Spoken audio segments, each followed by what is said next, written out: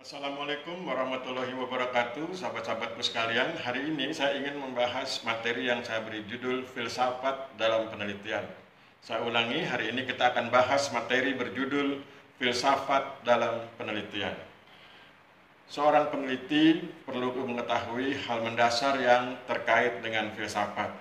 Filsafat adalah suatu cara berpikir yang radikal, menyeluruh dan mendalam saat membahas sesuatu. Menurut Socrates, tugas filsafat bukanlah menjawab pertanyaan, melainkan mempertanyakan jawaban. Ilmu dan filsafat mengalami relasi ketika filsafat menyediakan ranah untuk memperbincangkan 3 pertanyaan pokok manusia pada saat manusia berupaya memperoleh pengetahuan. 3 pertanyaan pokok manusia saat berupaya memperoleh pengetahuan yaitu: 1. Apa yang ingin diketahui? 2. Bagaimana cara mengetahui? 3. Apa manfaatnya suatu pengetahuan? Pertanyaan apa yang ingin diketahui direspon oleh filsafat dengan menyediakan ranah ontologi, yaitu bagian filsafat yang membahas tentang ada. Ontologi disebut juga ilmu tentang ada. Kemudian pertanyaan bagaimana cara mengetahui direspon oleh filsafat dengan menyediakan ranah epistemologi, yaitu bagian filsafat yang membahas tentang ilmu. Epistemologi disebut juga ilmu tentang ilmu. Pertanyaan apa manfaatnya suatu pengetahuan direspon oleh filsafat dengan menyediakan ranah aksiologi, yaitu bagian filsafat yang membahas tentang aksi atau tindakan. Aksiologi disebut juga ilmu tentang aksi atau ilmu tentang tindakan. Suatu laporan penelitian harus mampu menjawab 3 pertanyaan manusia sebagaimana yang telah saya sampaikan tadi, yaitu apa yang ingin diketahui, bagaimana cara mengetahui, apa manfaatnya suatu pengetahuan. Laporan penelitian memuat materi bahasan, deskripsi atau narasi yang berada pada ranah ontologi, epistemologi, dan aksiologi.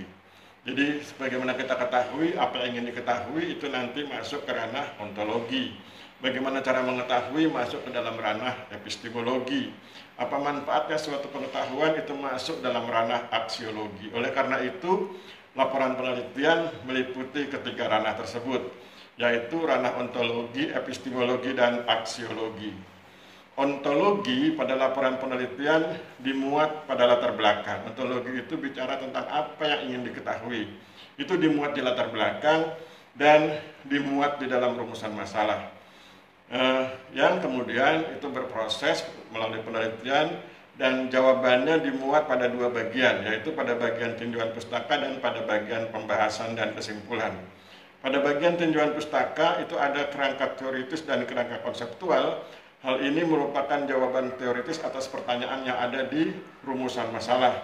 Sedangkan pembahasan dan kesimpulan merupakan jawaban faktual atas pertanyaan yang dirumuskan dalam rumusan masalah. Jadi ontologi pada laporan penelitian dimuat pada latar belakang dan rumusan masalah. Sementara itu, epistemologi pada laporan penelitian dimuat pada metode penelitian. Itu yang kemudian bisa metode kualitatif, bisa metode kuantitatif. Nah, detail dari kedua metode yang dilaksanakan di lapangan, atau detail dari salah satu metode yang digunakan di lapangan, itu nanti dimuat dalam bab tentang metode penelitian. Berarti laporan penelitian memiliki atau memuat ranah epistemologi. Kemudian aksiologi pada laporan penelitian dimuat pada manfaat atau kegunaan penelitian, itu di bab 1. Ya, jadi di bab 1 itu biasanya kan latar belakang, rumusan masalah, kemudian tujuan dan kegunaan penelitian. Nah, kegunaan penelitian itu bagian dari aksiologi, yaitu ranah tentang apa manfaatnya suatu pengetahuan. Jadi demikian sahabat-sahabat sekalian, tadi kita sudah beri judul, kita bahas tentang filsafat dalam penelitian. Sampai demikian kita akhiri, semoga bermanfaat. Wabillahi taufik wal hidayah. Wassalamualaikum warahmatullahi wabarakatuh.